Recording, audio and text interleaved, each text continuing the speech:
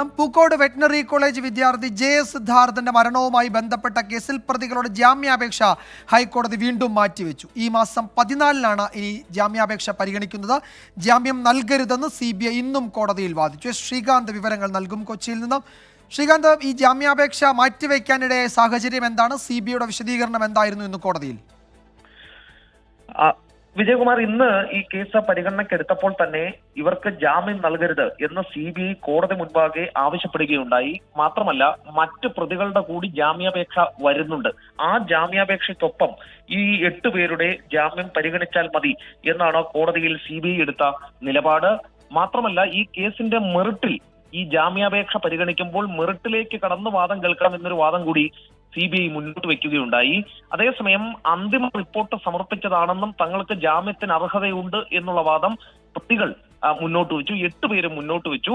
പക്ഷേ അവർ ഈ ജാമ്യം നൽകുന്നതിന്, ഈ ജാമ്യാപേക്ഷ പരിഗണിക്കുന്നത് മാറ്റിവെക്കണം എന്നുകൂടി ഒരു ആവശ്യം CBI മുന്നോട്ട് വെച്ചു. കാരണം അവർക്ക് അതിനൊരു കാരണമുണ്ട്. ഈ ഡൽഹി എയിംസിലേക്ക് ചില രേഖകൾ അയച്ചിരുന്നു മെഡിക്കൽ ബോർഡ് പരിശോധിക്കുന്നതിന് വേണ്ടി. അതിന്റെ റിസൾട്ട് വന്നിട്ടില്ല. അതുകൂടി കോടതി സമർപ്പിക്കണം. അതിന് സാവകാശം തേടുകയുണ്ടായി. അടുത്ത 14-ലേക്ക് കേസ് മാറ്റണം എന്ന് CBI ആവശ്യപ്പെട്ടു. പക്ഷേ പ്രതികൾ അതിനെ എതിർത്തു. തങ്ങൾക്ക് ജാമ്യം അനുവദിക്കണം, കേസ് മാറ്റിവെക്കരുതെന്ന് ആവശ്യപ്പെട്ടു. പക്ഷേ കോടതി അനുവദിച്ചത് CBIയുടെ പ്രയറാണ്. കേസ് മാറ്റി 14-ന് വീണ്ടും പരിഗണിക്കും. വിജയകുമാർ.